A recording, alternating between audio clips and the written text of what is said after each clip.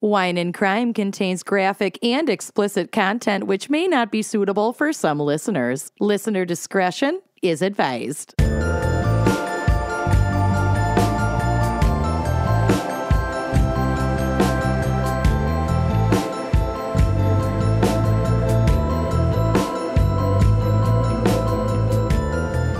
You are listening to Wine and Crime, the podcast where three friends chug wine, chat true crime, and unleash their worst Minnesotan accents. Oh, yeah. And compliment each other on their new lip gloss. God, it's cute. Lucy's wearing such a cute lipstick right now. So cute. Winky looks. Mm-hmm. So you cute. love your winky looks. I really do. And now they have cat-themed shades, so I'm all about it. All in. This one's Hashtag called not an Pounce. No. I think it's Pounce. Pounce. Cute. Pounce. I think it's Pounce. Pounce. Who are the rest of us? Oh, right. I'm Kenyon, and I'm wearing my brand new sweater that I already spilled foundation on. Oh, I'm Lucy. I got the new lipstick. I'm Amanda, and my brows are a fucking disaster, but it's my own fault. Hi, Justin. I'm sorry. I'll see you soon. He does my your own toes fault. too? Yeah, he does my everything. Ooh. I mean, not my downstairs, which is what I was alluding to, but I don't get that wax anymore. My 20s are over. Yeah.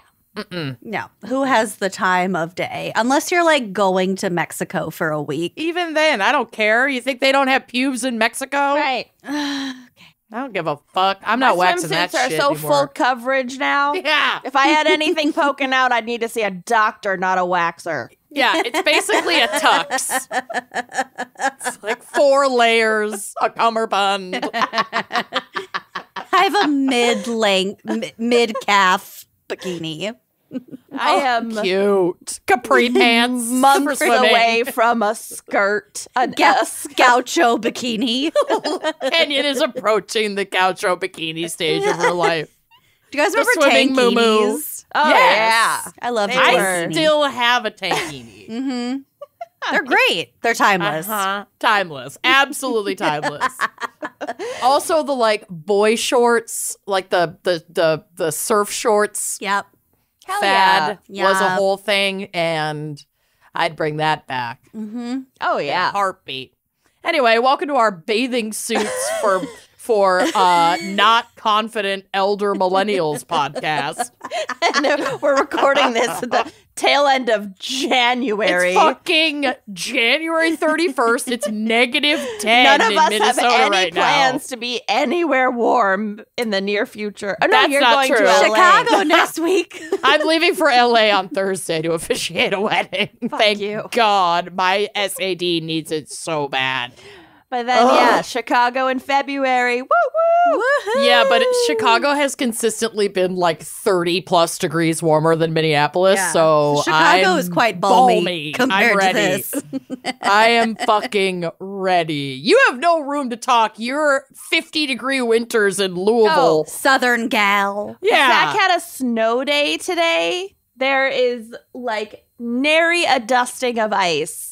It's amazing. What? There's no snow. And there's like the roads were like a little slick. And so they have a snow day today. And he was like all excited. And I was like, that's great. What do you want to do? Blah, blah. And he was like, well, all I have is a meeting at da-da-da, a meeting at da-da-da, a meeting from blah, blah, blah to blah, blah, blah. It was like, so you're just working from home today? It's like how You have only a like fully booked day. only Yeah. like New York City observes Columbus Day, and the rest of the country is just like, are you what?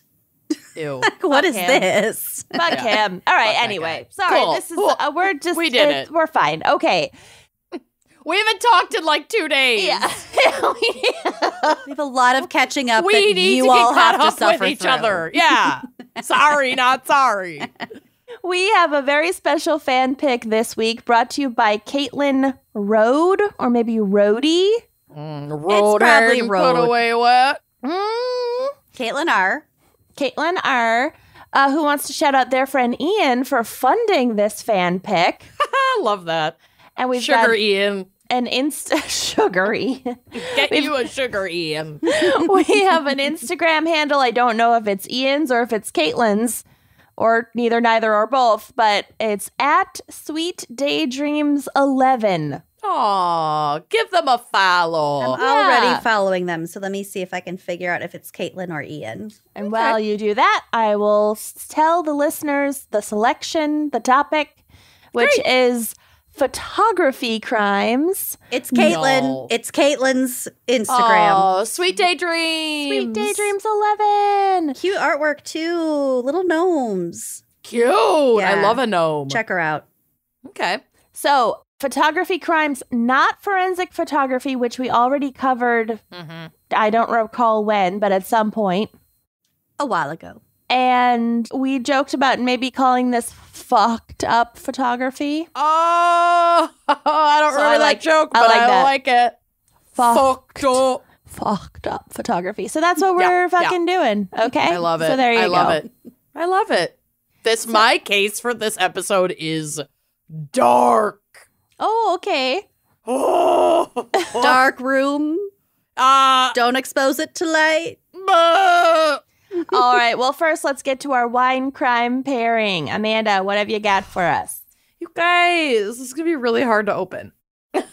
So Caitlin recommended a wine for us this week, and I tried to find it, but when I looked it up, it's like either exclusive or just in our area. It's at like Target liquor stores, and the Targets near me do not have liquor stores. Mine do. You do, yeah. Mine it do. would have been freaking perfect because it's the company is literally called like photography or photograph wines. But I couldn't get it. I tried to find it at Total Wine. They don't carry it.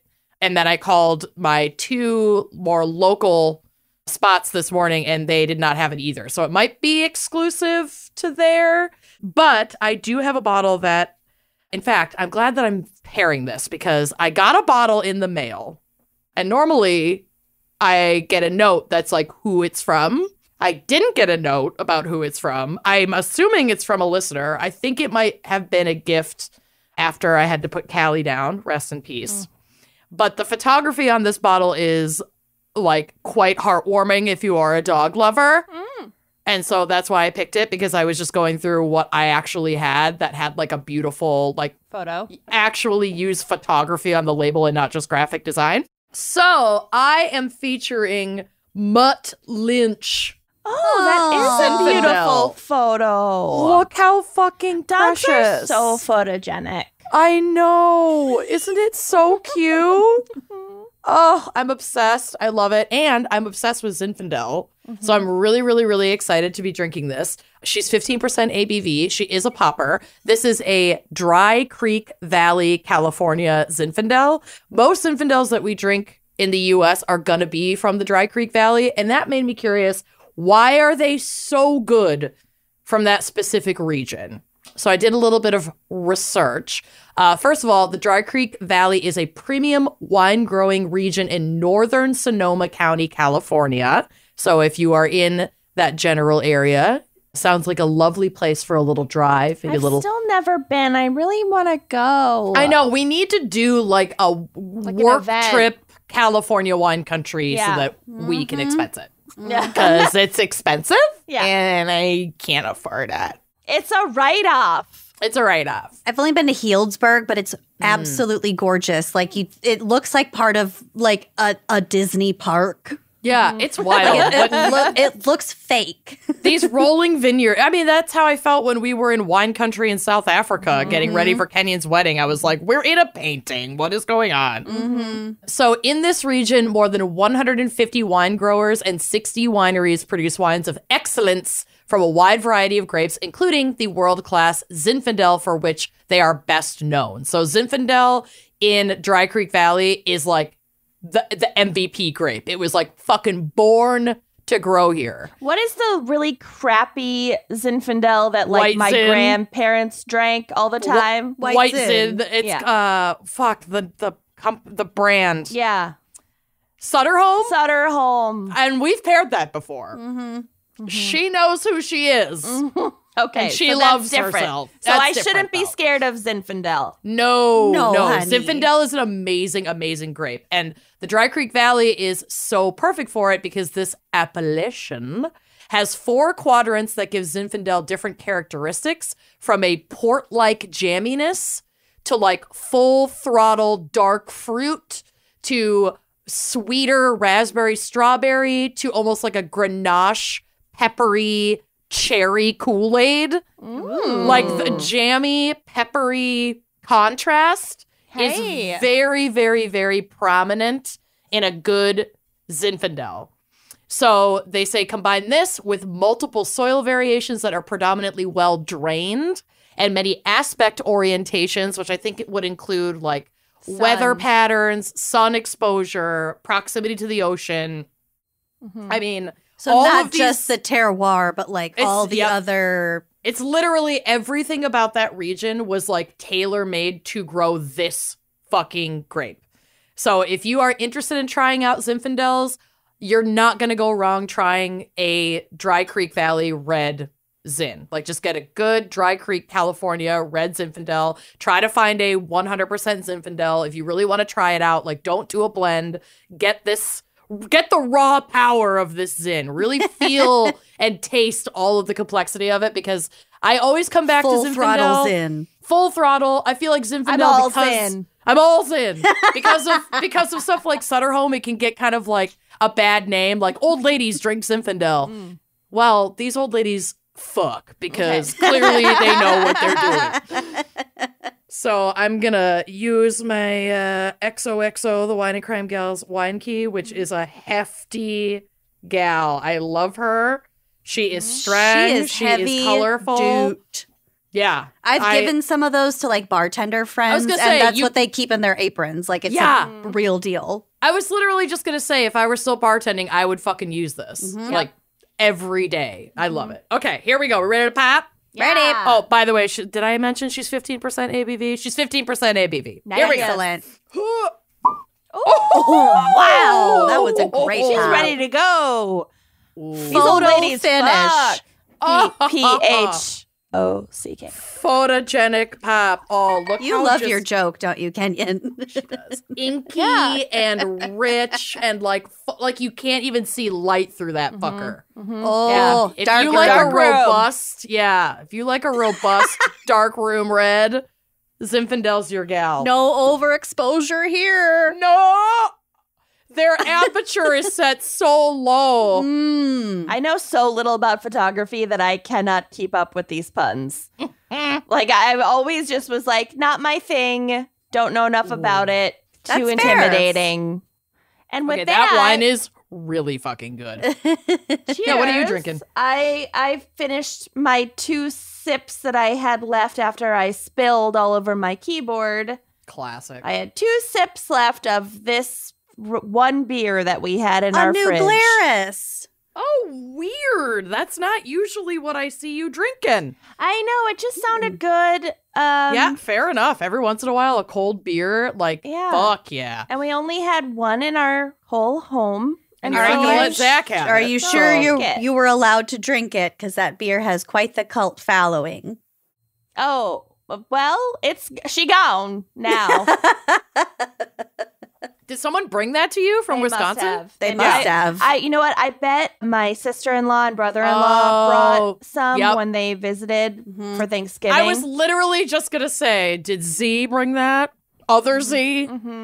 That would be my guess. Lady Z? Lady Z. Well, cheers, everyone. Cheers. This is so good. It's definitely jammy, but it has a lot of pepper, and it finishes very dry. It's very much like a lip-smacking red. Nice. It's really, really good. Kenyon, I think you would actually really love this. Okay, I'll check it out. All right, Lucy, what is our background and maybe psych for fucked up photography? Well, wouldn't you know it, I do have psych for us.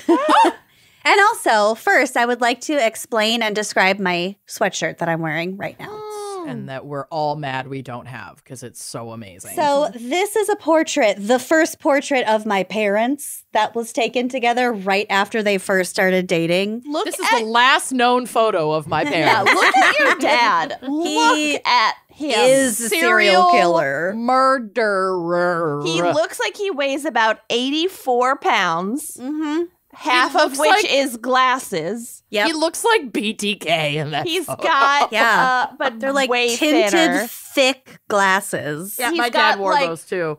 Look how pretty my Very mom straight. is. Your mom is stunning. She's stunning. I mean, still stunning. So this was the first portrait that they took together because they took photography classes at Hawkeye Tech in Waterloo, Iowa. oh my god, That's how they met. And Hawkeye so Tech. this was like a Go Hawkeye. Go Hawkeye. it's now Hawkeye Community College. Oh, Hawkeye HCC. But they were in the same class, like a portrait class, and they had to like team up and take a portrait together, and they had just started That's how they met? seeing each other. And so this is their portrait that their friend took of them. Oh, How cute is that? Amanda's gonna sob. Oh. So for our family Christmas party, and I don't know if they have an ad in this episode, but canvasprints.com, I ordered this to be printed on a crew neck sweatshirt so I could wear it to my my big family Christmas party. It's so It's cute, so and we're good. all It's ordering so them. cute. It's amazing. Yeah. You're gonna I get like like it. compliments from strangers on your sweatshirt, and then you're gonna have Yeah. to be like, "It's my parents." It looks like something. It looks like an amazing find from a vintage Yeah. shop. I know it really does. Like Urban Outfitters fucking wishes. Kind of. Fucking It's huge wishes. too. It takes up the whole front of the That shirt. sweatshirt It's would be amazing. $98 at Urban Outfitters right now. 1,000% it would. Yes. Yep, Yes. yep. On sale Yeah. for $98. Yep. Full price $130. Okay, so first up, I have some history of photography for us, and this is from my lover, Encyclopedia Britannica. Ugh.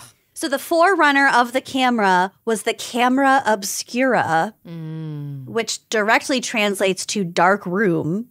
Ooh. And the camera obscura was, go figure, a dark room with a hole, later a lens in one wall through which images of objects outside the room were projected on the opposite wall.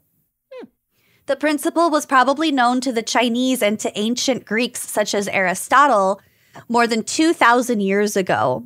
Wow. Late in What? the Seriously? Yeah. Photo technology has been around for a long time. It was just extremely primitive for a long time. Mm-hmm. Oh my Very god! primitive. Okay, I did It's not know crazy. that. I mean, when you think about it, it's just a science involving light. Mm-hmm. Sure, Projection but and light. Yeah. I mean they didn't fucking know shit back then, so it's just a lot. They knew enough to make a camera obscura. Mhm. Late in the 16th century, the Italian scientist and writer Giambattista della Porta demonstrated and described in detail the use of a camera obscura with a lens. While artists in subsequent centuries commonly used variations on the camera obscura to create images that they could trace, so they kind of used it as like a projector. Then they traced it, then they did whatever they wanted with it. Cool. Super cool. The results from these devices depended on the artist's drawing skills, so scientists continued the search for a method to reproduce images completely mechanically, i.e., completely objectively. Sure. Like that, this is just the. It's what it is. It's what it It's is. not an artist rendering or interpretation. It's an actual image capture. Yeah. Exactly. So, on this note, photography as an art medium has been criticized since its inception because of its objectivity and reliance on technology. However, as an invention, photography is widely considered to be the most important invention since the printing press. Fuck Yeah, yeah. think about how much it's changed and impacted our lives. Instagram. Instagram. I would be nothing without it. If Instagram isn't validating me, I don't exist. Okay. If a tree falls in the And woods. I'm working on it with my therapist. And it's not going well. You're Schrodinger's cat. I'm that bear shitting in the woods. No one's there to see it. Did it wipe? In 1727, German professor of anatomy Johann Heinrich Schultz proved that the darkening of silver salts, a phenomenon known since the 16th century and possibly earlier, was caused by light, not heat. They thought it was heat, but it's actually just light. You know, that would make sense because of like what we observe in cooking. That would probably be my presumption as well. But alas, no. You idiot. Alas, Kenyon's presumptions are incorrect. I don't know what's happening. I feel really out of it right now. So I love You it. seem a little out of it. You are fucking looped, and I'm here for it. I don't know why. what it is I've had either. literally 2 sips of a beer. That is it. I'm just Motherhood, looped. babe. That's what Wisconsin beers do to Motherhood. you. True, that too. It's like a poison. In 1822, French amateur inventor, okay, this name, I have no idea how to pronounce it. Nicephore Niepce. Sounds Italian, but okay. Niepce. Yeah, I got Nipsey. nothing. Nipsey Hussle. Nipsey Hussle. Rest in Invented peace. what he called heliography, which translates to sun drawing. In 1827, he combined this technique with a camera obscura and successfully took the first photograph. Wow. And that was of his backyard. And there is a photo of this photo on the drive, which will be on the blog. This exposure time was 8 hours. So the sun moved from one side of like the image to the other. Sure. So it's hard to, it's a little bit trippy to look at because there's shadows coming from 2 sides. Yeah, it looks like who's that artist who has those weird like optical illusion paintings, and it's the famous one where he's like drawing his own hands. MC Escher. MC Escher. It looks like an Escher It drawing, does, a kind little of. bit. Yeah, because it's just Weird. it's trippy to look at. Yeah, it's very trippy to look at. So Nipsey also invented the boat propeller and the first internal combustion engine. Okay, love- can you save some inventions for the rest of us, please? I love how back in the day, inventors just like they had no lane. None. No. It was just First photography, then I'm making a boat. yeah. Yep. Keep up. Yep. Stay with me here. Got those boat shoes from ever after. Yeah. You know, once we've conquered sea, we're gonna conquer land. I'm making a car. Yeah. Well, air could be Well, an photography. Yeah. Oh, yeah. Light. In the Earth, air, fire, water. the September. What's it called? What's that song? The 22nd of Oh, September. I was thinking of 21st. The Craft. Yeah. Do you remember 22nd of September. the The 22nd 30th of September? It's Amanda's birthday. That is my birthday. The 30th. In the 1830s, Nipsey teamed up with Louis-Jacques Monde Daguerre, and together they developed the daguerreotype. Daguerreotype. Daguerreotype. That makes sense. Okay, so that makes sense. So they found that if a copper plate coated with silver iodide was exposed to light in the camera, then fumed with mercury vapor and fixed or made permanent by a solution of salt, a permanent and very detailed image could be formed, like on That's the like plate of silver. a lot of steps to figure out. I don't cool. understand. It's incredibly complicated. Some people's brains are just amazing at figuring out puzzles with like separate ingredients, and I am just not one of those people. That's why I don't cook. You're not an amateur French inventor in the late 1700s, and that's Super okay. not. You know what? Thank you for validating that it's okay for me not to be that. 'Cause that sounds like my own personal hell. A great number of daguerreotypes, especially portraits, were made in the mid-19th century. We will get back to this. Here are some fun facts about photography. A man named Dileesh Parekh, who is a photojournalist from Mumbai, has the largest camera collection. He owns 4,425 antique cameras. There's a photo of him on the drive, which will be on the blog as well. And his little, his little Sitting face, on a bed. his little face is so cute. Look at his little, with his collection. his pleased little expression. He's just like curled up on his bed. Yeah, I love him. he's so cute. Oh my god, this is quite the collection. This is really fucking cool. Look at the huge Although one I on the spied left. binoculars. That's, I oh wait, saw but those. maybe that's. I think they have a camera attached to them. Yeah, I was like, They're just sir, they're lenses, wait. you guys. They're lenses. Well, no, there are literal binoculars like- in the yeah. lower left with like a third lens in the center. I think it is like a long range, like a old long range camera. Must Some be a kind camera. of invention. Yeah. In 1975, Steven Sasson invented the world's first digital camera. He was working at 75.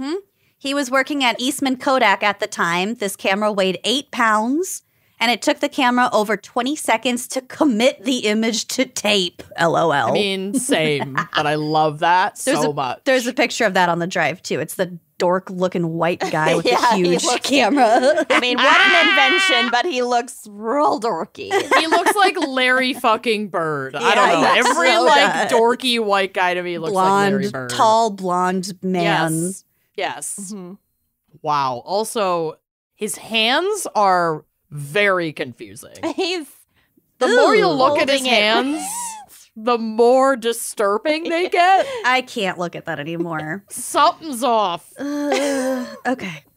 So there is no exact number for how many photos are taken per day on planet Earth, but estimates suggest that more than 1 trillion photos are taken in a year. 12% right. of which are by Amanda Jacobson. Yep. Yep. On of average- my food and Kenyon's baby. On average, 95 million photos are uploaded daily just to Instagram. Over 300 million photos are uploaded to Facebook every day. Boom. And every 2 minutes, we collectively as humanity As a society. snap more photos than the whole of humanity did in the 1800s. Every 2 minutes. Okay, well, I'm going to contribute to that right Yeah. now. Great. What should I take a photo of? Oh, cheese. Oh, I loved this fact. Before modern flash technology and when photography required considerably longer exposure times, photographers had to deal with igniting dangerous chemicals or other products to illuminate their subjects in order to reduce that exposure time. Oh, dear. The most commonly used materials were magnesium, aluminum, or zirconium. There were Here, also suck on some mercury and then you'll glow and Let me I'll be just able to light capture this. you better. Do you think that's what I Merconium said? On fire. No. Okay, no. good. I don't think that's what you said. It's just what I'm imagining. They make small explosions or flashes to illuminate their subjects so that there isn't like an hours long exposure time. That's we've seen that in like cowboy movies. Oh, yeah. The crazy explosion flash. Yeah, Yeah. that's iconic. Yep. And the bulb would break. Yep. There were also experiments with flash powder, which is a mixture of magnesium powder and potassium chlorate, which was explosive. This was dangerous both while grinding, so during preparation of the powder itself, At the middle and school dance. Yeah, grinding can be dangerous. No grinding. Grinding can Triple A. definitely cause some explosions. Yeah, make room for Jesus. God, we were so gross, feral. You're the one who still enjoys dry humping, according to many times you've said that. Still? I don't You know the said last that, like, opportunity I've on had to this dry hump. show. I've got nothing against it. I'll find it. I'm not in I sixth know grade you said that anymore. on this show. I'm okay, find it. I'm not so great at it anymore. With my back, It's not like I need riding a a hip bicycle. replacement. No, you do forget how to grind. If you do not grind consistently, It's you muscle will lose memory. that muscle. Yeah. Promise. So this was dangerous both while grinding at a middle school dance and when using the powder as an explosive flash. And many photographers have died while preparing or firing it off. And many Yep. others suffered serious burns. Yeah. It's a miracle humanity made it to this point. Oh. Yeah. Oh, yeah. We should be dead. We played with fucking chemicals and gunpowder and shit to get a picture. The only I way we think- have any food is because early humans just like tasted shit until they died or Yeah. didn't die. And like invented different poisons because trial and error. Yeah. On a related note, the chemicals used in the development of photographs included mercury, silver nitrate, lye, and other Ugh. dangerous chemicals. Yikes. These were extremely dangerous, and many photographers had to take time off from their work due to illness caused by exposure to these chemicals. And over time, prolonged contact with these chemicals and different metals could lead to madness or death. Oh my God. It's seriously like, Photography is definitely the nuts. most goth of the arts. it's very goth. It's very goth. Photography and like watchmaking. Were you thinking of what I was thinking of? Mm-hmm. What the fuck Are was we that going to called? get to it? What was that called? S-Town. S-Town. Yeah, S-Town. Yes. The top hat. Okay. Are we going to get to it? Yes, we are. Not S-Town, but other goth things. Okay. But first, the first silly cat photo was taken in the 1870s by a man named Harry Pointer of a cat dressed up in a three-piece suit and a tiny top hat. And it's so cute. And there's a iconic. picture that will be on the blog. Oh, I've labeled Silly Kitty. I love him. Oh, it's such a well-tailored suit. It's Fits like a glove. It's a custom suit. That is no ready wear. Of It's the incredible. smart set. Of the smart set, it says on the top of the photo. It's so cute. This is Ray, freaking stop it. adorable. You do need a top cat. Yeah, you do need a top cat. Really not ready for the rest of your photos, which I know exactly what is going to happen here. But yeah, the cat's a good palate cleanser. When the Apollo 11 mission took off for the moon, they carried 12 Hasselblad cameras with them. The astronauts took the photos of the moon and whatever, and then decided that the cameras were too heavy for the return journey, so they left them behind to make space for the 25 kilos of rock samples that they brought back. So they just brought the film back. They and brought a the bunch film of rocks. back. Okay, just I'm like, not the so cameras. we just never gonna these. Okay, got it. No, they brought the film. Fuck. I mean, okay. It's a little wasteful, but I get it. There's litter on the moon. Thanks, humans.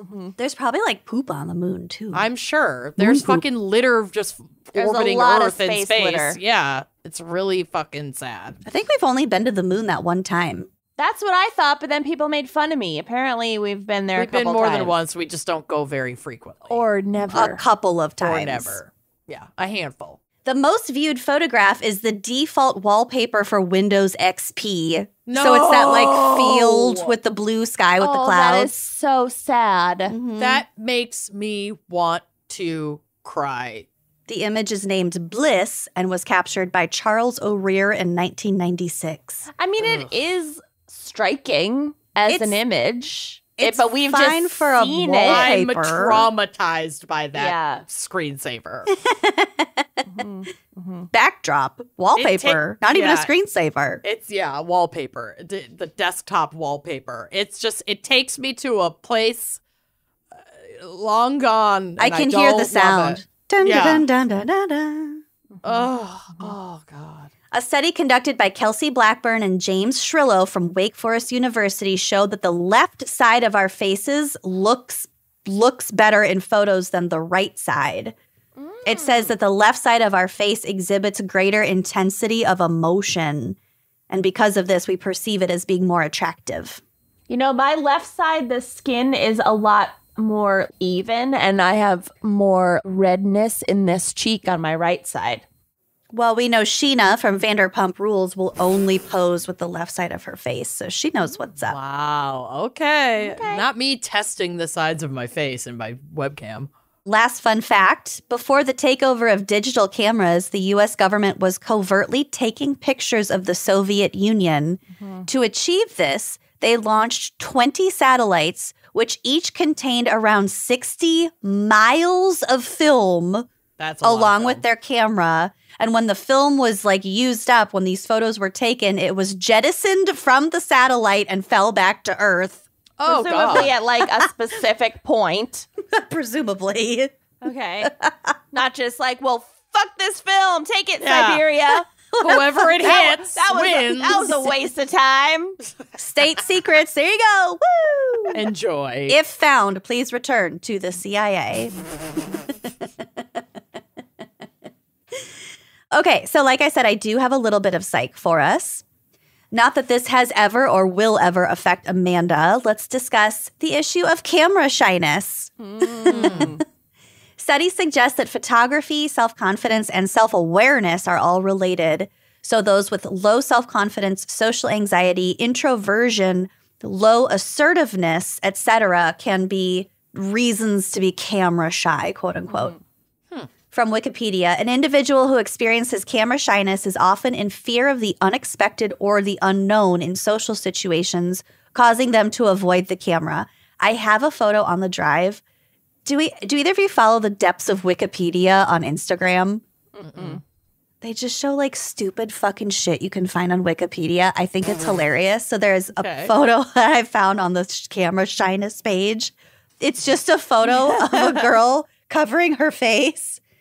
A camera shy person hides her face. That's the caption. My mom hates having her picture taken, and I started to just yell at her for when you're dead. Yeah. So that she like agrees to take a photo. I was like, I need a photo of you and your granddaughter for when you're dead. Mm-hmm. Yeah. Yep, it's true. Mm-hmm. That'll get her. Mm-hmm. I need to leave a large Instagram presence to prove I lived. Same. In a social situation that is anxiety-inducing, people tend to have behavioral responses that prevent the situation from getting worse. An individual walking away or hiding their face is a behavioral response from camera shyness. A physiological response could be shaking or an increased heart rate. A related condition might be scopophobia, which is a fear of being seen in public or being stared at by others. All of which is different from like cultural norms where like in some cultures people don't want their picture taken. Like it's I didn't even get into that. not It appropriate. steals their soul. Well, like I mean, it's a belief like any other. 1,000%. I kind of believe it. I have no soul and a lot of photos of me. A lot of selfies and no soul. A lot It's of just selfies. chipped away at your soul. Oh, yeah. There's nothing left. Running on soul fumes. She gone. My soul cavity is a camera obscura, a dark, empty room. Absolute void. So last but not least, let's discuss one of my favorite topics, post-mortem photography. There are so many photos of deceased children on the drive. And actually, let's visit one because, okay, so it's the one labeled PMP7. Okay. The child in the lower right looks exactly like Putin. Yeah. She does. Like, I can't look at this Exactly photo like of a dead Putin. baby. I can't do it. Sorry. that's fine. There's dead adults too. Okay. You don't have to look at them. This is from a BBC article. In images that are both unsettling and strangely poignant, families pose with the dead, infants appear asleep, and consumptive young ladies elegantly recline. The disease not only taking their life, but increasing their beauty. Okay. Oh, God. Rude. Victorian life was suffused. You were hotter with consumption. Well, they're like really. Literally, that's what caused all the, like, beauty standards. Yeah. Oh, I hate it. Yeah. That book you gave me for my birthday, Kenyon, the rose. The Sick Rose. The Sick One Rose. Let me get it. Yes. Oh. She bought this for me and also for her. That's my problem with holiday budgets is that I find cool gifts for people and then I'm like, I need that too. And then I have to buy two of them. But yeah. The Sick Rose. So good. Yeah. Just like look at portraits her. of, yeah. But lots of beauty standards came from medieval or Victorian That is illnesses. what it looks like when celebrities remove their buccal fat. What's buccal fat? Oh, it's like it's your cheeks. Face. Your face. It's Oh. It's your like cheeks. it's when celebrities now they have like super sunken. Ugh. Oh, cheeks. like the gal from Queen's Gambit. She looks Yeah. real sunken. This is Anya Taylor-Joy. Oh no. I don't know. She might naturally just look like that, yeah. though. Yeah, I don't know if she actually did that, but like, what's her name? She's accentuating the one from it. Glee who can't read. Yep. Leah Michele. Yeah, she did it. She had the fat sucked out of her cheeks, and she Can looked she real not weird. read? No, that's the the rumor, joke. and It's it's a fucking really hilarious. funny rumor, but no, I'm guessing she believe can it. read. I'm choosing to believe it. Okay. I believe she can't read. Victorian life was suffused with death. Epidemics such as diphtheria, typhus, and cholera scarred the country. And from 1861, the bereaved queen made mourning fashionable. Trinkets of memento mori, literally meaning remember, you must die, took several forms and existed long before Victorian times. Remember, we went to the funeral museum in Houston, Amanda, and we saw the hair wreaths and all that memento mori. Those. Yeah. I think I was there. I went to that one. We sent you a picture of the triple coffin and said, Oh. wish you were here. Okay, yeah. never mind. You definitely didn't go. I don't remember Lincoln's why. tiny lock of hair. Okay. Oh, yeah. Oh, that was weird. Okay. Do I look like the moon again? A little A little bit. bit. And it wasn't the moon, it was the sun. I There you go. contoured this time. Okay. Locks of hair cut from the dead were arranged and worn in lockets and rings. Death masks were created in wax, and the images and symbols of death appeared in paintings and sculptures. But in the mid-1800s, photography was becoming increasingly popular and affordable, leading to memento mori photographic portraiture. The first successful form of photography, the daguerreotype, which are a small, highly detailed picture on polished silver, was an expensive luxury, but not nearly as costly as having a portrait painted, which previously had been the only way of permanently preserving someone's image. As the number of photographers increased, the cost of daguerreotypes fell. Less costly procedures were introduced in the 1850s, such as using thinner metal, glass, or paper rather than these silver plates. Death portraiture became increasingly popular. Victorian nurseries were plagued by measles, diphtheria, scarlet fever, rubella, all of which could be fatal. That's why we get fucking vaccinated. Ooh. It was often— Not me. Oh, Don't Okay. even say Not that. putting those microchip poisons in my blood. I don't want to be I take like 500 magnetic. injections a day. I'm the last person. You're the to most worry about. bionic person.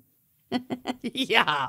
It was often the first time families thought of having a photograph taken. It was the last chance to have a permanent likeness of a beloved child, such as the photo that I have upstairs that I will not be sharing because I was haunted once. I made that mistake once. I'm not going to do it again. Smart. But it's a dead child with his favorite toy surrounded by his whole family. And like, of course, that's what it was.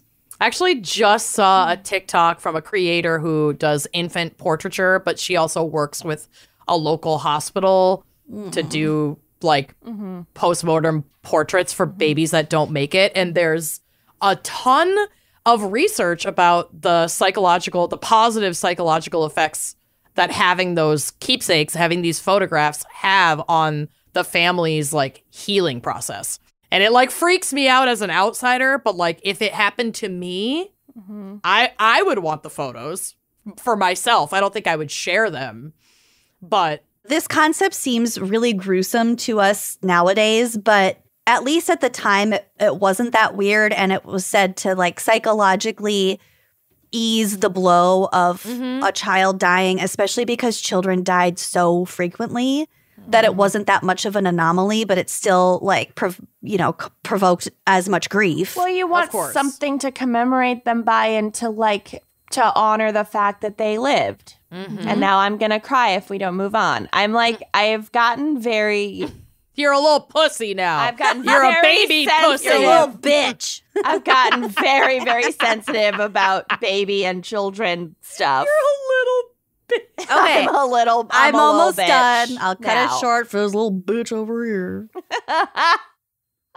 But as healthcare improved the life expectancy of children, the demand for death photography diminished. The advent of snapshots sounded the death knell for the art, as Thought most you were gonna say the advent of Snapchat. I was like, advent oh, of God. Snapchat knell was of the the advent, the death knell for postmortem photography.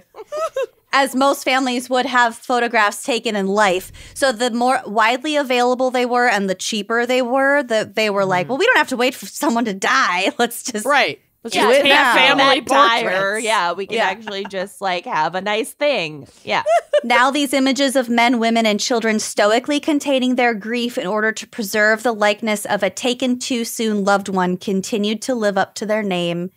And don't forget, you must die. But also, the one thing I wanted to say about these photos, there is an element of like artistry to them because Oh, yeah, some they're of stunning. them, Some of them have the eyes painted onto the portrait after the fact, which is way creepy. But like, is not okay. There's also some that have like a little rouging, some like pink cheeks to make them look more alive. I don't know. I just thought the variety of these photos was actually really cool when you looked at it. And there's one, it's PMP2. Don't worry, Kenyon, it's not a baby.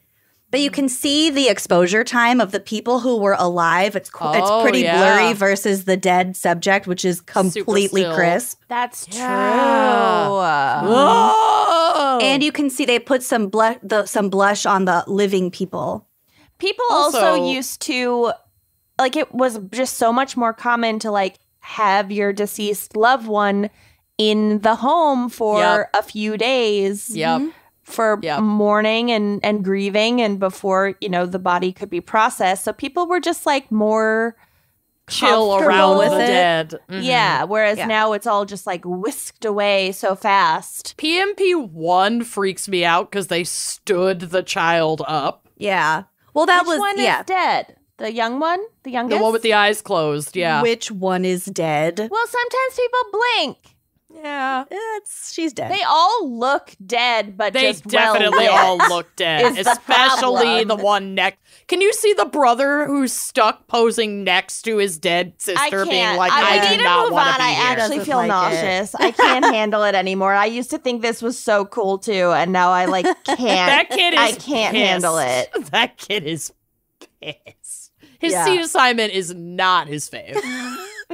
Really? We had to go in height order? I'm the older. oldest. I'm just short. Can we do alphabetical? Can we please switch spots, please? What a trade spots. Now a silly one. Okay. Anyway, so that trend is done, and I am a little disappointed, but that's okay. Anyway, everyone's gonna die. Moving on. That's my segment. Oh my god. Okay, well, I gotta go. Okay, well, my case is sad and weird. Okay. What else is new? I mean, there are moments of levity, I would say, but sad what happened to this person. Okay.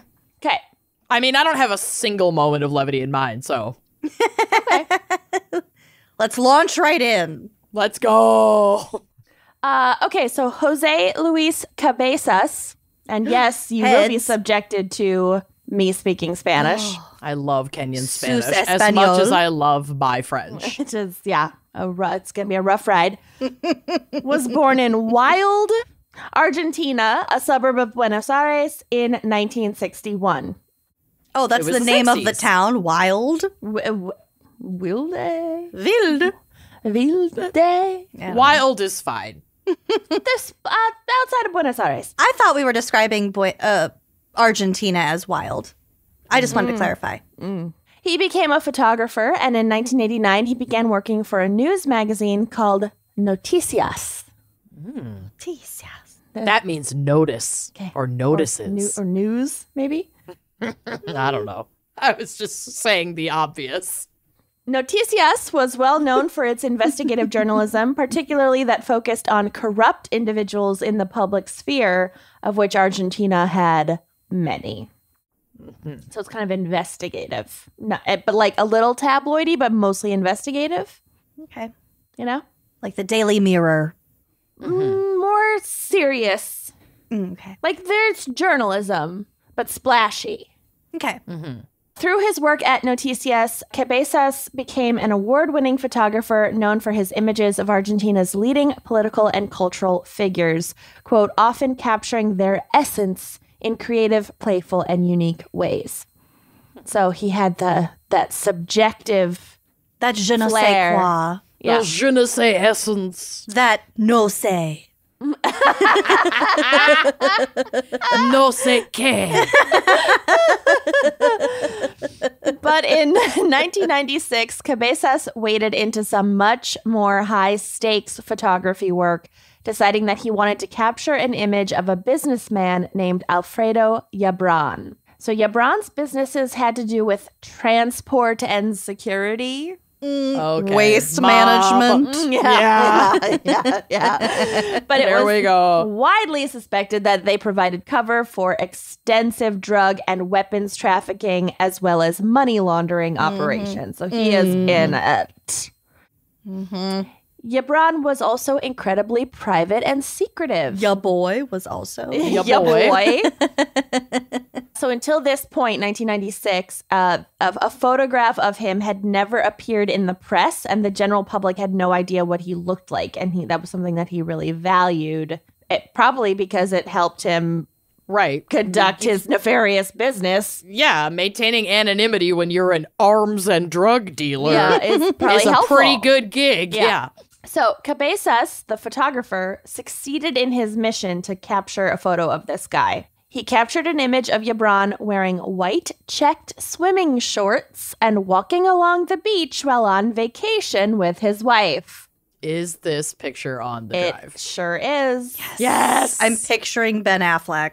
It just looks like a photo. Wow. Celebrities. They're just like us. It looks like one of those photos from People magazine of like Pierce Brosnan on the beach with his wife. 1,000%. Although Yabran looks nothing like Pierce Brosnan, but you know what I'm saying. Yep.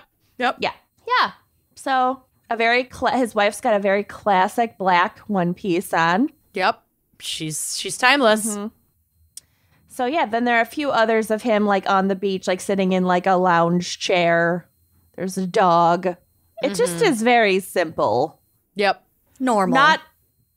Not super flattering, but fine. Yeah. They didn't capture his left side. Yeah. He's got scars and stuff on his stomach, which is Mafiosas. They're just like us. Yeah. So this photo was taken at an exclusive beach resort on the Atlantic Ocean called Pinamar, which was known as a destination for politicians, businessmen, actors, athletes, and other celebrities.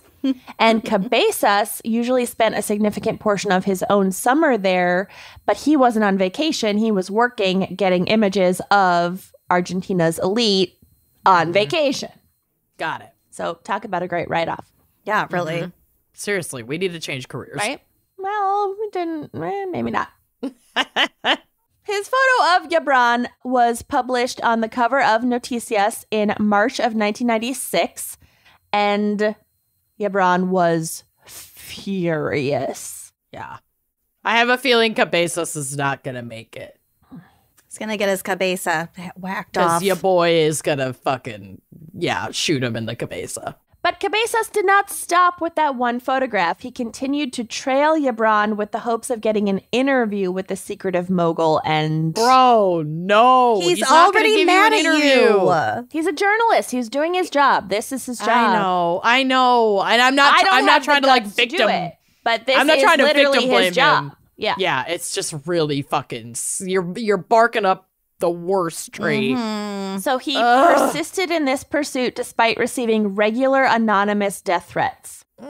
I don't think any job is worth it. I'm just not that brave. I commend the Very folks who are brave. doing the investigative reporting that allows us to have access to Democracy. incredibly important information. I'm just not going to I'm not going to do a job There are that a lot of- risks my life. There are a lot of jobs I'm not going to do. Yeah, I'm And just being not. an actual journalist is one of them. I couldn't do it. I wouldn't Could want to not. write for my local paper. But it's great that other people do Absolutely fabulous. and are this brave. Mm-hmm. Then, almost a year after he had taken the original beach photograph, Cabezas returned to Pinamar, back to that resort, to cover the next summer vacation season. And on the evening of January 24th, 1997, Jaz's birthday, Oh, yeah. he attended an annual beach party thrown by a prominent businessman. So Cabezas and a colleague that he was traveling with both stayed at the party all night and into the next morning.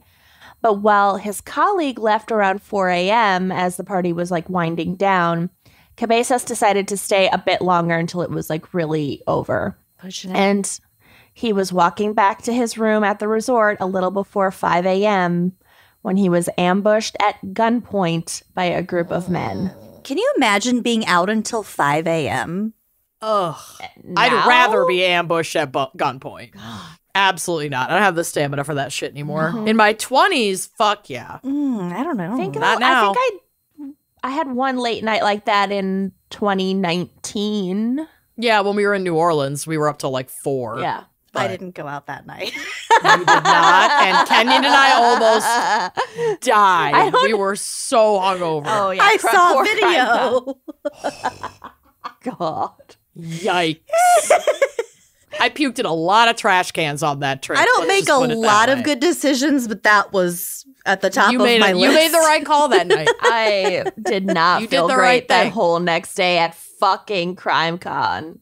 Ugh. Okay. No, that was the day we left. Yeah, but we still had to show up to our booth at 8 a.m. Yeah, we had 2 or 3 hours at the booth the day we left. I remember helping Kenyon pack because we had to go to the airport. I had multiple strangers tell me I didn't look great. Okay, rude. Yeah. well, You looked fantastic. At least it wasn't Dirndl Day. Okay. So back to poor Cabezas. Okay, this poor man. So he's forced at gunpoint into a white Ford Fiesta rental car, which was actually his rental car that he was using. so they're also like basically carjacking him. Yeah. Super cool. And Noticias had provided him with this car for the trip. They drove in this car to a nearby cave Nope. where they beat him severely before shooting him twice in the head. In the cabeza. Oh, no. They then returned his body to his rental car and set it on fire. Oh god. Why not just leave him in the cave? That'd be a Because they great wanted place him to to dump be a found body. as a message to other journalists. Oh, Not to fuck around. Okay. I first heard cave and I'm like, brilliant. Yeah. Okay. Yeah. When the car and the charred remains of his body were discovered a couple hours later, the hands on his watch had stopped shortly after 5:30 a.m. So they knew the moment that probably not the maybe the moment he died or just a moment during the beating when the watch got broken. Yeah. Got fucked up. Oh, that's creepy. Ooh, that is creepy. Yeah. Yeah. Cabezas' murder was largely viewed as an attack on the free press and on journalism. It induced fear both at Noticias and in other newsrooms across the country. And this is because, a lot of fucking journalists received death threats. But now there was, proof that these could actually be carried out if they got on the wrong side of certain people. That's so scary. Some journalists and news photographers began requesting bodyguards accompany them when covering certain stories, and also some newspaper offices had to begin installing bulletproof windows. Oh god. Yeah. And I don't have it at my fingertips, but I think I saw some headline, the gals misremember, about how 2022 was one of the worst years on record for Journalists. The free journalist press. murders. Democracy. Ugh, god. There were a lot of deaths of journalists and people covering the war in Ukraine. There really were. But it's been ramping up over the last 8 years. Like the Charlie Hebdo thing and... So complicating matters, the president of Argentina at the time, Carlos Saúl Menem, despite publicly condemning the murder like you do, was known to have close ties to Alfredo Yabran. Your boy, I Yabran. love Alfredo. So according to another Noticias journalist at the time, quote, "We only knew that if a mafia organization wanted to attack one of us again, and if that organization was shielded in some way by the government, any precaution could end up being scant unless we started dedicating ourselves to another kind of journalism and stopped investigating dangerous people." I feel like this is a bad translation, but basically saying it would be useless if these powerful people are also backed up by the government. Right. How can we protect ourselves besides just turning to fashion news? Right. Which we're not gonna do. So We had a terrible feeling that if it were up to the national government, the crime of our comrade would never be resolved, end quote. The killing and the wider corruption in this country that it illuminated sparked massive protests, becoming a symbol of Argentina's larger struggle for press freedom and freedom of expression. I feel like if we have any listeners in Argentina right now, they're like screaming because this was a huge deal in the news and we have never heard of it. According to one source, quote, unlike other brutal crimes, the murder of Jose Luis rapidly acquired the dimensions of a veritable national tragedy, occupying more space in the Argentine media than the death of Juan Perón, the moon landing, if it even happened, and the World Cups. Whoa, okay. Well, now that's putting things in perspective. Yeah, it was a big fucking deal. The World Cup in Argentina. Big deal. Wow. Big deal. Yeah. A slogan commonly seen and heard at protests was "No se olviden de cabezas." Don't forget cabezas. It was widely believed that Gibran himself had ordered the killing, shockingly with the cooperation of the governor of Buenos Aires, a man named Eduardo Duarte.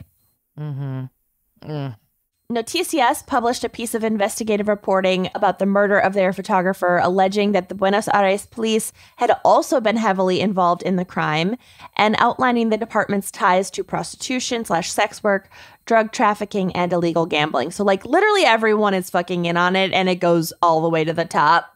So, like, how could this person possibly be safe anywhere?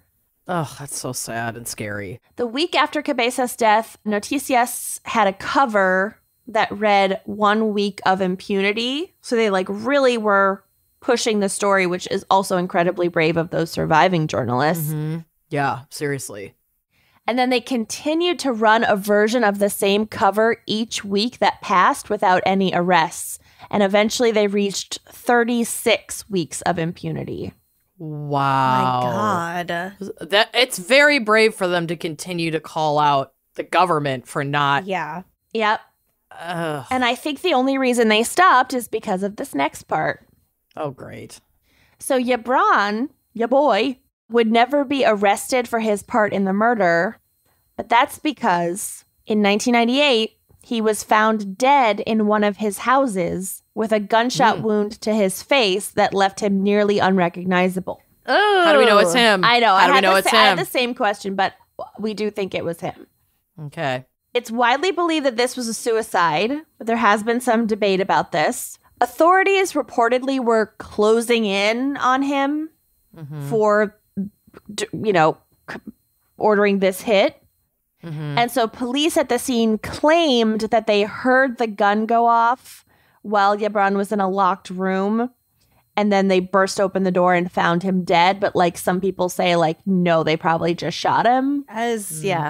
Or, maybe he faked his own death. I think either. Oh, you think he faked his own death? I don't think that. I wonder. Because, I mean, it says nearly like every report says nearly unrecognizable, which means sort of recognizable. Which is different. If you get shot in the face, I think it's just as likely that the police shot him specifically in the face or that he shot himself. But if he shot himself, why would you do it in your face? Well, probably like a lot of people. I mean, obviously, in your mouth. I don't want to talk about suicide like flippantly, but a lot of people do in the mouth or at the temple. That's in the face. Yeah, but yeah, or even this is fucked up to think about, but like if he shot up through his chin and things went, it depends on the gun too. But if it's like if you're gonna do it with a shotgun, it's probably not just like straight into your face. If you do it I don't yourself. know if it was a shotgun. I don't know what kind of gun it was. I'm just saying, for example. Right. Anyway, let's not speculate. That's gross. Yeah. No. Suicide is tragic. Yeah. This guy was a monster. So is murder by police. So the investigation into Cabezas' death did eventually lead to the arrest of 8 people. However, those arrested were widely believed to be scapegoats that were just loosely connected to the crime rather than the people who had actually ordered and carried it out. So it was just kind of like the criminal organization picked some low-lying, low-hanging fruit people to serve their time. Yeah. Scraps. And many people believe that the investigation was just a massive cover-up by Eduardo Duhalte, I can't say that right, who then went on to like have a big political career, and we're about to get to it. So among those arrested were 4 police officers who were believed to have been tailing Cabezas in the weeks leading up to his death and reporting his location to the killers. And on February 2nd, 2000, a court ruled that Cabezas had been killed by a gang consisting of Buenos Aires policemen and civilians under the orders of the then late Yebron. But no mention was made of Duharte, and he would go on to serve as the interim president of Argentina. Ooh. I was gonna say, I know this name. Yeah. I'm saying it very poorly, but yes. From 2002 to 2003. So literally the president of Argentina for a while probably was involved in ordering this hit. But Or at least the cover up. You might be thinking of the guy from, is it the Philippines? Duterte is I'm not different. thinking of him, Okay. but I am aware of. Yeah. They sound a lot alike. But he was president for like a long time. Yeah. Not for Way a too year. long. Yeah. So all of the members of this gang were sentenced for Cabezas' killing. They have since all either been released or died in custody. The summer of 2022 marked the 25th anniversary, 25 years since Cabezas' death. A large memorial gathering was held, and one of the people to give speeches was Cabezas' sister, Gladys. She stated, quote, "We are all in danger, and we must say enough with impunity, enough of them doing what they like with us. That is the struggle. Over and above the murder of my brother, we are beginning to struggle for something worthwhile beyond the death of Cabezas." Oh, Gladys. I know. So all of this because... Well, Of that photo. because he took a photo of some rich fucking gross criminal billionaire douchebag on the beach, and that guy killed him for it, Yep. for taking a photograph. Wow. Not even a photo of him committing a crime, not even No, just- evidence of anything, just a photo. Yeah. He didn't have this thorn in his paw because it was an unflattering photo. It's just because it was like his privacy. Like That And I is- don't like think he how wanted people dare to know you exactly where how he dare was, the press or- get after me? I think it was just the privacy issue and not the unflatteringness of the photo. Although there are other photos of this guy on the internet now of Yebron, but it's like there aren't many. They might have all happened afterwards when he was suspected of this crime. I'm not sure. And he's in like a suit.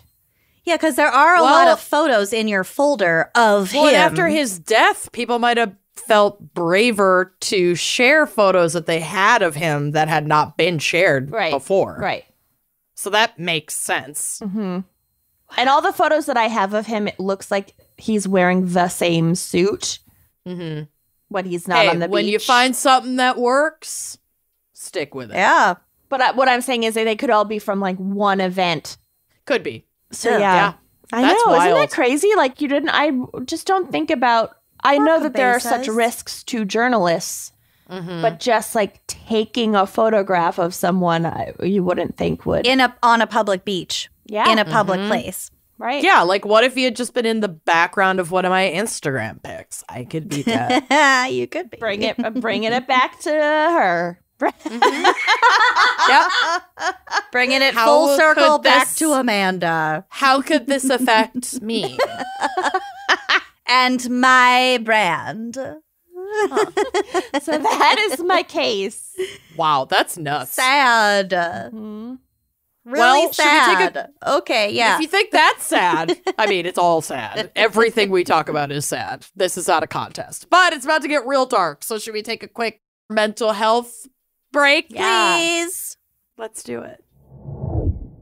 Okay. Are you ready for my case? Yes. This case sounds like a deranged horror movie. I cannot believe I didn't know about this guy. Okay. He's pretty famous. I'm sure, like, y'all have probably heard of him. Most of our listeners have heard of I him. think I know who you're talking about. Ugh. In true Amanda fashion, walk with me as I discover a monster that everyone else already knew about, but I somehow have worked in true crime for 5 years and I didn't know about this person. Here we go. Harvey Murray Glatman was born December 10th, 1927, 10 years AH after Helen. He's a Sagittarius, was a Sagittarius. He was born in the Bronx, but his family moved to Denver, Colorado when he was still really young, like a toddler. So he essentially grew up in Denver. Okay. From childhood, something with Harvey was off. Not right. Something's off. All kids explore their genitals as part of growing up. Oh, That was no not one where is I thought this next no one is- sentence was gonna. some No with one a is Barbie. shaming this. Well, yeah. A Barbie But- leg. But Whatever Harvey fits. seemed to enjoy mutilating his genitals from a young age. His own? Yeah. Like he would be discovered wrapping a piece of string like super tightly around his penis and then like tugging it off over and over again to achieve arousal. But like hurting it, obviously his penis I mean, is the same time. I think it would hurt. The way that it was described, hurt it the seems like it would skin. hurt. Yeah. So now he's equating pain and sexual arousal at an early age. Cool. Right. And when he was 12, he was caught by his mother in their bathtub, like an empty bathtub, experimenting with autoerotic asphyxiation, where he had like fed rope like through the drain and back up to make like a pulley system so that one side was around his neck and then he could like tug at it to choke himself. At what age? while masturbating. 12 while masturbating. How would you even? How would that even like occur to you if you? I don't know. Kids get boners really young. And then you start. I don't know man.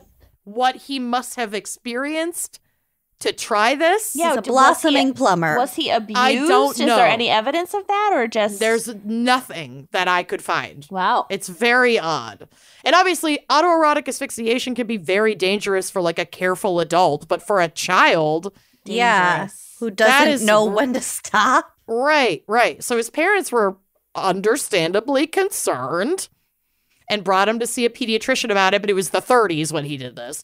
So no one was understanding about it. Well, no, his doctor's like, he's going to grow out of it. I don't know. Freud So- says this is totally normal. Yeah, it's the anal phase.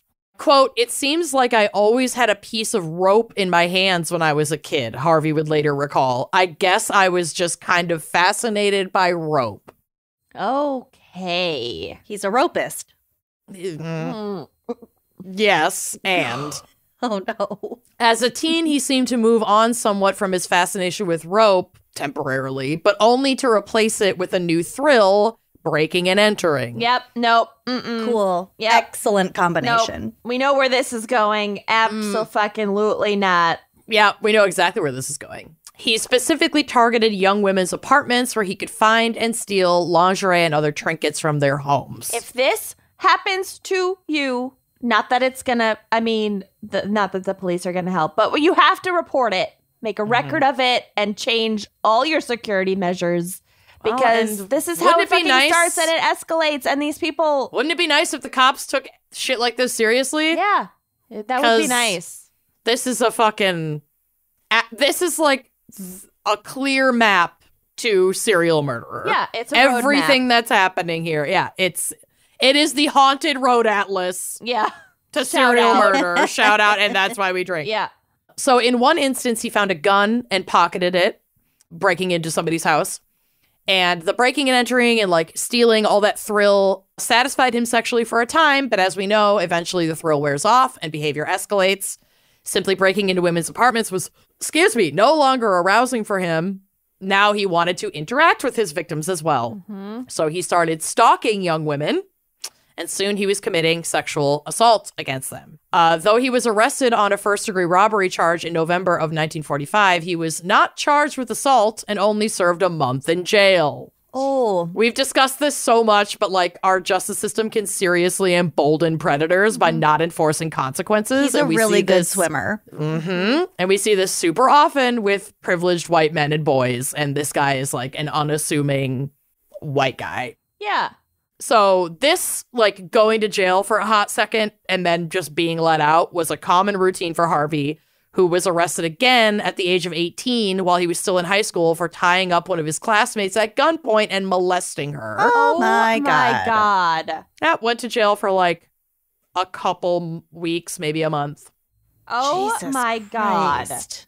He continued to rob and sexually assault women for years, often being arrested and serving short stints in prison.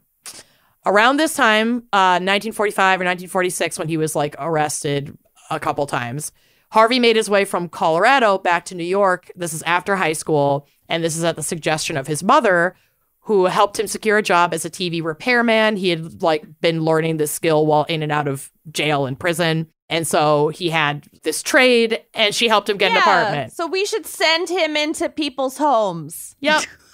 Yep. Oh my God. Like, I realized that, like, his mom was She was trying to help. trying but to help her son, but, like, Fucking yikes. no. Hard no. She obviously knew that he was committing these crimes because he was going to jail. Repeatedly. Over and over again.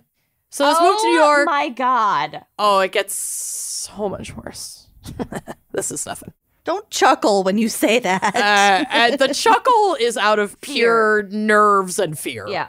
So this move to New York seemed like a fresh start for him, but now he's on his own. He's not under strict supervision, and he gets back to his old tricks. He's in a giant city where he's anonymous. Yep. Has a cloak of anonymity and literally is welcomed into strangers' homes. Oh my God.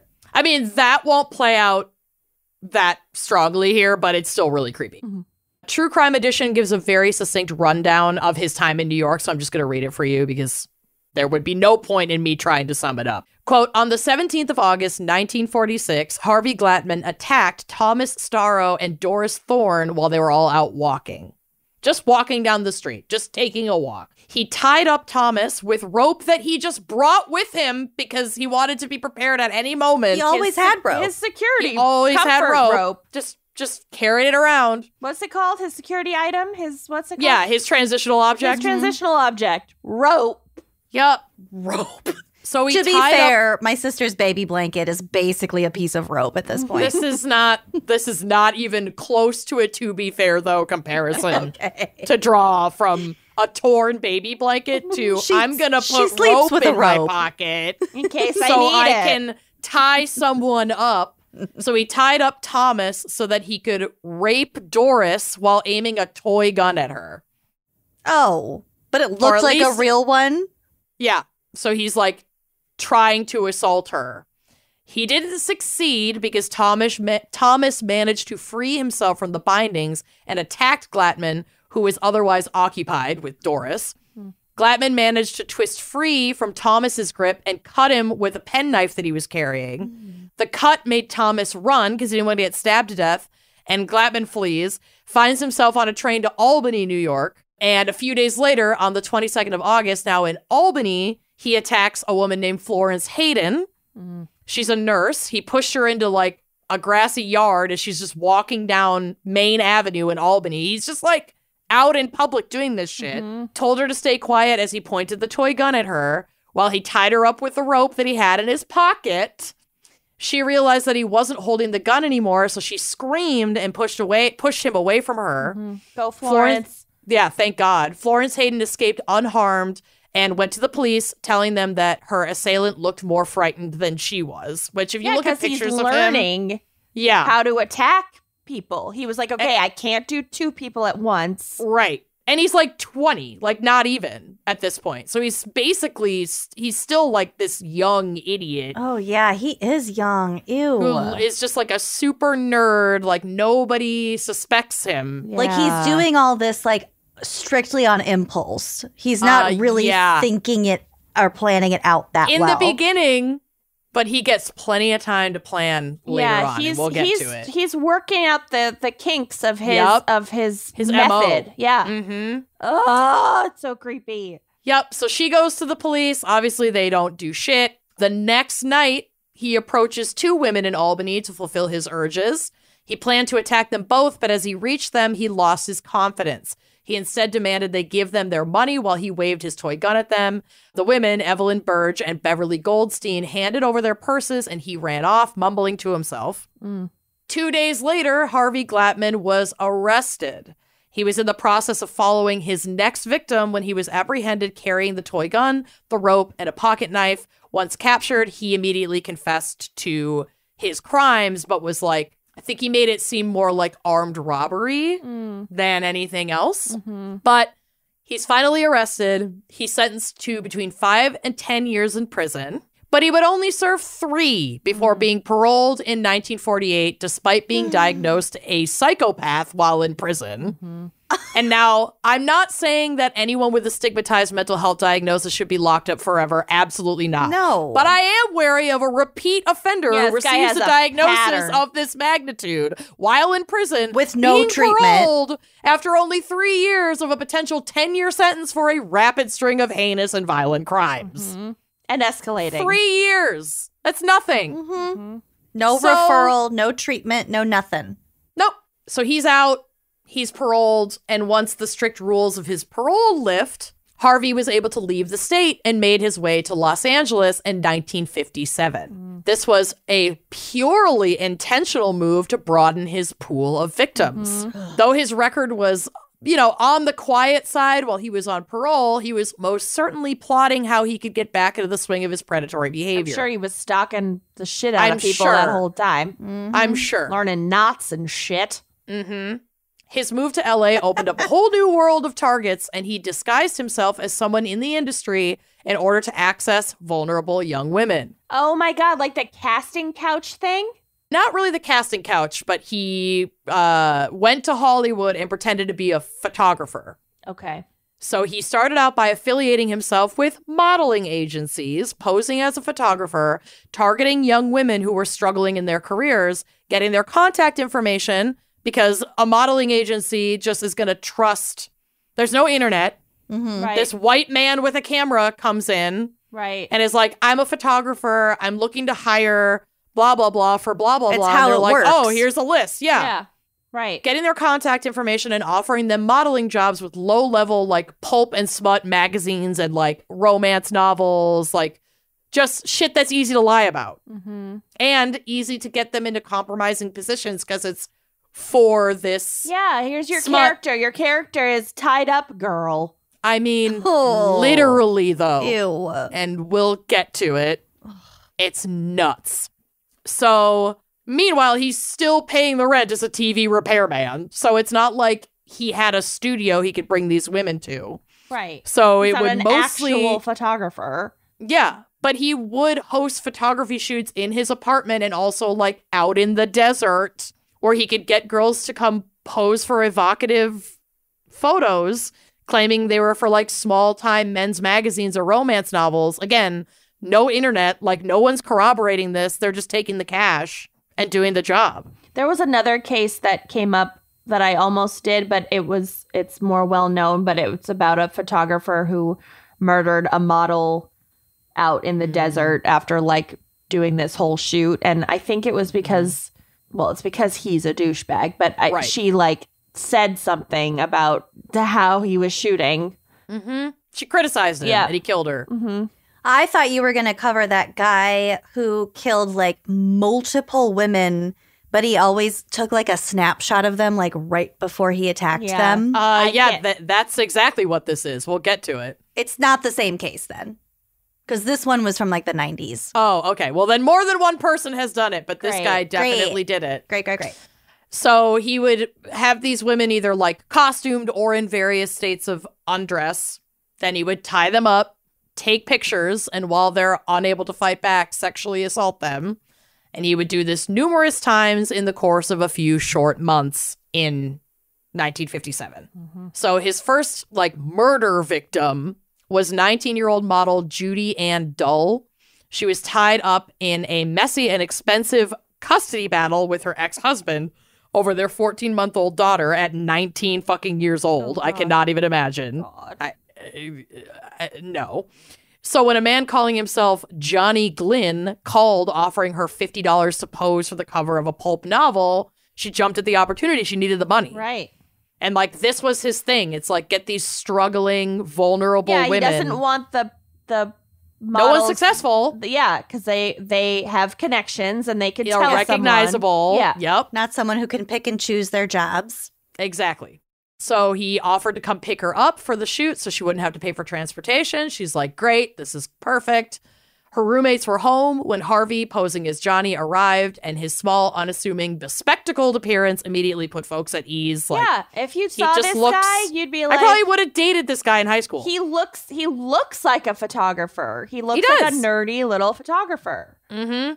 They questioned nothing as he packed up Judy and drove away, but once she was in his apartment, he pulled out his gun, tied her up, and raped her multiple times. Some reports said this was his first, like, successful, quote-unquote, I hate that word, but penetrative rape. Mm-hmm. Oh, and that Jesus. this was when he lost his virginity. He would have been about 29 years old, which is a social construct, but obviously that's what it was in the article.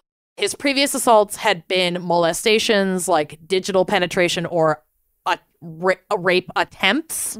But it's also hard to know how accurate that actually is, given, like, he also could have victims that we don't fucking know about. Exactly. And Also, there is that's all really subjective. So it's very subjective. And it's still rape. Assault is assault. It's rape. Yeah. Like, Yep. That's all still rape. We're not saying it's not. No. But Absolutely not. That's not at all what I'm saying. right. So when he was finished with Judy, he drove her out into the Mojave Desert, where he strangled her to death with his, like, weird rope pulley system. His BFF rope. Mm-hmm. And buried her in a shallow grave, which, like, he didn't even really bury her. He just kind of, like, kicked sand over her-ish. if it's the desert, Yeah. that's probably you can't really dig in there anyway. Not really. And this would become his MO. Quote, I would make them kneel down. With everyone, it was the same, Glatman would later confess. With the gun on them, I would tie this 5-foot piece of rope around their ankles, and then I would loop it up around their neck, that I would stand there and keep pulling until they quit struggling. He just hogtied them. Yep. Oh my God. Oh my God. Harvey's next victim was 24-year-old Shirley Ann Bridgeford, a divorcee and model who he met through a personals ad in the paper under the name George Williams. Harvey picked up Shirley under the pretense of taking her on a date to a local dance. Instead, he brought her back to his place where he tied her up, photographed her, and then raped her before taking her to the desert and killing her in the same way that he had killed Judy. He left Shirley's body in the desert, didn't even try to bury her. He just left her to be ravaged by animals and, like, the desert wind. Just, like, let the elements do their thing. Because they will. And he's doing this in pretty rapid succession. Yeah, like, he's a couple weeks, maybe. frenetic pace. He went back to his photographer scam with his third victim, 24-year-old Ruth Mercado. He found her through a modeling agency, and the two scheduled a time for a photo shoot. When Harvey arrived to pick her up, she was ill and wanted to reschedule. Harvey agreed and left her house, only to return hours later while she was sleeping to break in and rape her repeatedly at gunpoint throughout the night. Oh my God. When the sun came up, he took her to the desert where he killed her. And all these women are just trying to fucking work. Have their career, Live. take care of their kids, Live their lives. maybe go on a date to a fucking dance. It's so fucked up. I hate him so much. He just makes me sick. He would reflect on this third victim, on Ruth, with an absolutely horrifying fondness. Quote, she was one I really liked, so I told her we were going out to a deserted spot where we wouldn't be bothered while I took more pictures. Yeah, I'm sure she was thrilled. Yep. He's drove talking like they were just having a conversation when he had just I know. broken into her home and raped her, and then he was taking her to murder her. And he's like, I told her we were going to go to this nice spot Where nobody would bother us and take more photos. It's Yep. possible you did tell her that. He probably did, but his delusion is that, like, yes. she was raped and murdered, and he's like, oh, he's go to reflecting this on it like it was a beautiful lovely spot. day. Right. Yeah. Or like it was somewhat consensual. Well, I have exactly. legitimate chills. Yeah, it's disgusting. He goes on to say, we drove out to the Escondido district and spent most of the day out in the desert. I took a lot more pictures and tried to figure out how to keep from killing her, but I couldn't come up with any answer. He wanted to keep her. Mm-hmm. Yeah. The articles I was reading for my research included photos he took of his victims before killing them. The photos themselves are not bloody or even like nude. These women are clothed. But knowing what came next for these women was too much for me, and I did not include the pictures. I have headshots of these women in there that he didn't take, but I didn't include his like fucked up, hog-tied, and gagged after I assaulted you all fucking night No. right before killing you photography. I can't see that. No. If you really want to fucking see it, they're on the internet and evaluate your life, but like it's really fucked up. So his next victim, 28-year-old Lorraine Vigil, was also a model who he contacted through an agency. She agreed to a photo shoot with him and to being picked up, but grew anxious when she noticed that Harvey was driving in the opposite direction of the location they had discussed for the photo shoot. She tried to correct him, ask where he was going, etc., and he just silently drove, wouldn't answer her, wouldn't look at her. It's like, I can't even imagine being in that car where you're like, wait, this is a weird way to get to XYZ. Where are we going? He's and not he just answering. won't respond. Oh my God, that's so gross. It's everything. Everything scary in the world is happening. Like, this man is the scariest man. Never meet a man. He's so scary. Yes. Alarm bells are going off for her as he exits onto a California freeway at like very high speed. And she's like beginning to panic. Yeah. As she's panicking, Harvey claims the car has a flat tire and pulls off onto the side of the road. But instead of getting out to check the tire, he pulls his gun on Lorraine. It's not a toy gun at this point. Like, I don't know how he has acquired a firearm. It's Now America. it's America. Yep. He got one in the mail. Probably. And there's, again, He got also one internet. In a train game. free with a bucket of popcorn at the friggin' He went to the next town over and gave a fake name at a drive-thru and got a gun. He turned in enough cereal tabs. Box tops. box tops. Box tops for education and guns. It was either that or a free car wash. Yep, I'm taking the gun every time. So he pulls a gun on Lorraine and reaches for the rope that he discreetly placed behind her seat. Lorraine is not fucking going down like this. And in an act of unfathomable bravery, she grabs the gun by the muzzle and attempts to rip it out of his hand. Fuck yes. Go, girl. There's a struggle over the gun and it fires, grazing Lorraine in the leg, but not seriously wounding her. She seized the moment of surprise at the gunshot and sunk her teeth into Harvey's hand that was holding the gun as hard as she possibly could, which caused him to release the gun. This woman is incredible. I would be dead. I don't know how she did this. She's fucking Well, you just unbelievable. don't know how you're going to react in those moments if it's fight or flight or freeze or fawn I'm or a freeze whatever. gal. I feel like I'm a freeze gal. I've had both. I've gone in both directions. freeze. I must freeze. I haven't really gone into fawn. Yeah, no, I'm not a fawner. I don't know that I'm capable of fawn, but yeah, honey. I don't know what I am. Wow, I've not been in fucking- one of those situations. I haven't been in Well, anything I haven't this. had a gun held to on my me, face, but like yeah. I've been, I can sexually confidently assaulted say by I people. won't be a brave one. You don't I'm know not fucking brave. until you're I in the mean, moment. But I like, hope that it would trigger some sleeper cell grab the gun bravery, but Yeah. I don't trust myself. but that's incredible. Yeah, She's you don't amazing. think about that, but like, yeah, because if you're that close, Yep, worth a she shot. fucking Grab the bit gun. the shit out of him. If And- you've come to the conclusion that you're going to die if you don't do something and you're going to Yeah. die either way, That is very I motivating. would hope imagine. that I'd have the wherewithal to like have that thought Fight. and then the bravery to go through with whatever's next. But I don't know. That's Yeah, but like Kenny said, you just don't you know. just don't know. You just don't know. So she bites the shit out of him. He makes him release his hand. She grabs the gun and turns it on him and holds him there until police arrive. She'd like flag down a passing driver Oh my for God. help. What a badass bitch. Yup. oh So Harvey's my god, yeah. There's a photo of her on the drive, and she's like, first of all, she's stunning. I mean, all these women are so beautiful and amazing. This is But, like, Lorraine? yep. Oh, yeah.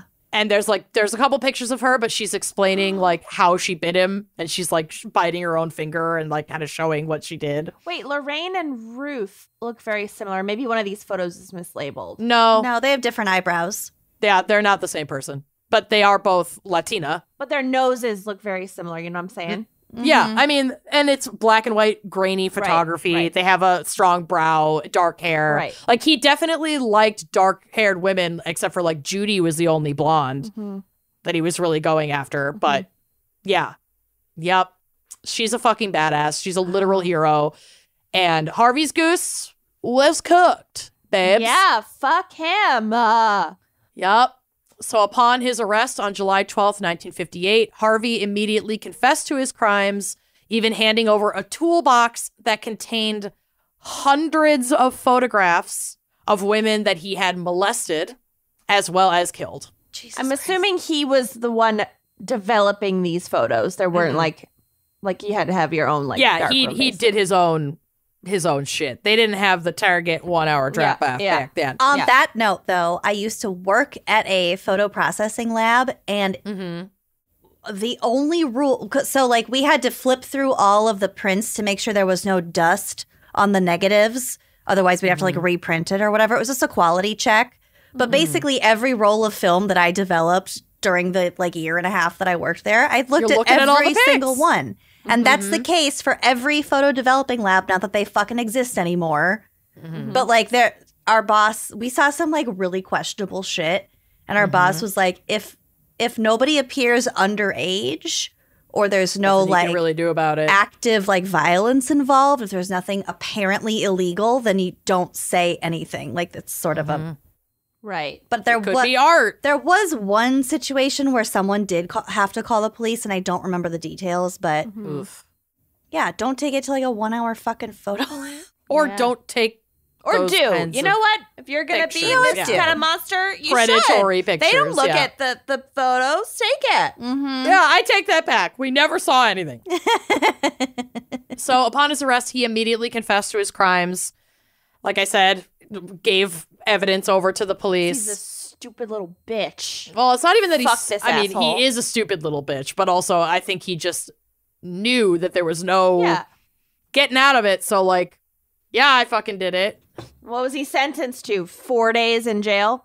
I fucking wish. At trial, he pled guilty and insisted that he be given the death penalty, and they granted his wish. On the 18th of September, 1959, my mom's birthday. I don't know if she wasn't born in 59, but her birthday, September 18th. Happy birthday, Mom. Harvey Glattman was executed by gas chamber. He was 31 years old. Oh my Sorry, God, he I'm did just all laughing this at the- damage. He was only 31. Well, he started harming women when he was like 15. Yeah. So he was at it in some way, shape, or form For 16 like years. 16 years. Oh, I mean, he's yeah. so gross. Yeah, in and out of jail and prison over and over again for assault. And And breaking and entering and repeatedly stealing released. lingerie. And that's like, it's a roadmap. It's literally a blueprint roadmap. for what he went on to then do. It's so absurd. Like, you can see this coming from miles and miles and miles away, and no one did shit. The authorities, the fucking justice system didn't do fuck all. And these women never should have been raped or murdered or assaulted. He should have been put the fuck away a whole lot earlier. After his bullshit in New York, after everything he'd already done in Colorado. I mean, again, when he Switching did that, jurisdictions. yep, no one's communicating with each other fucking now, let alone before the internet. What he did in New York was completely unknown, or what he did in It's hard to even Colorado. make a long distance phone call. Exactly. It's just like, I always think about the like golden era of serial killers being in the 70s, because it did seem like we had this weird surge. The golden Yeah. era of serial killers was every moment up until like 1998. Yeah. It's just wild. Like, he was just doing this with impunity. Yeah. I You could just give a false name. give a false name, Put an dump ad him in the desert. paper. Pay No cash for There's everything. no internet. No one's cross-checking, cross-referencing. And he's just this boring looking little nerd in either New York or LA. No one's going to fucking pay attention to him. Nope. He So looks, anyway- he looks harmless. He looks completely harmless. I'll give him that. Those glasses are fire. So his interest in unquote, photography was totally ancillary to just his. It was a means to an end, it sounded like. My understanding was that he took the interest on in order to lure, like, to successfully be alone with these women. And then while it became part of his like sexual 'Cause gratification then he to could have then these look at these photos. and relive these moments. Right. And yep. and do it all himself. It's a closed circuit. Right. So So it just like So it was it's like a both. snake eating its own fucking tail. Yeah.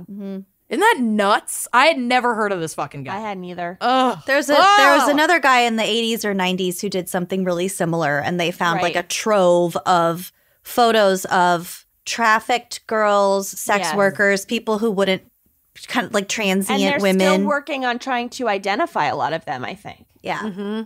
Right. But there's like one photo of like a girl like doing this, and it's not a camera shy. It's not a camera shy thing. You can tell she's like she's in a shed in the middle of fucking nowhere, and she's like, I can see that photo in my brain, like it's seared so in my brain, and I can't. That's why I couldn't cover that case. Yeah, absolutely fucking not. And I looked at, because I was forced to, a handful of these photos from this guy, and like, they're totally.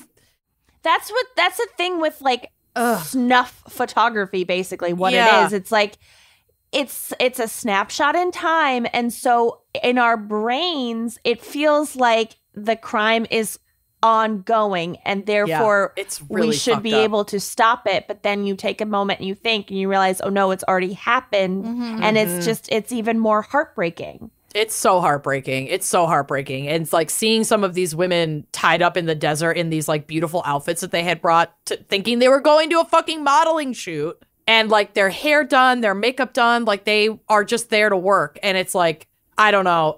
It was so hard to look at their faces after everything they'd already experienced leading up to that moment that he takes those photos. And I had to scroll past them quickly on their own, but I could not bring myself to put any of those pictures on the drive. I couldn't do it. I don't want to see that either. I can't. Handle it. It was fucked. So yeah. Special thanks to me for picking this case for myself. I don't know what I was thinking. Weirdly fucking super dark episode. Thanks, Caitlin. Dark room episode. And Sugar Ian.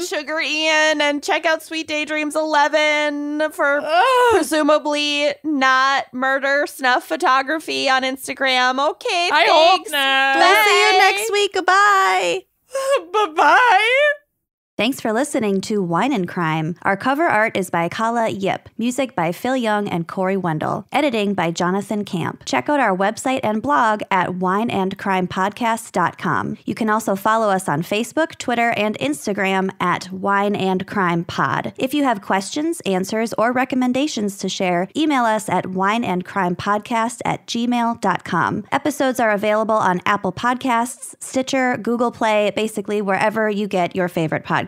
And if you like the show, please rate, review, and subscribe on Apple Podcasts. It is the best way to spread the word. If you'd like to show your support, visit our Patreon page to keep this podcast and the wine flowing. Cheers.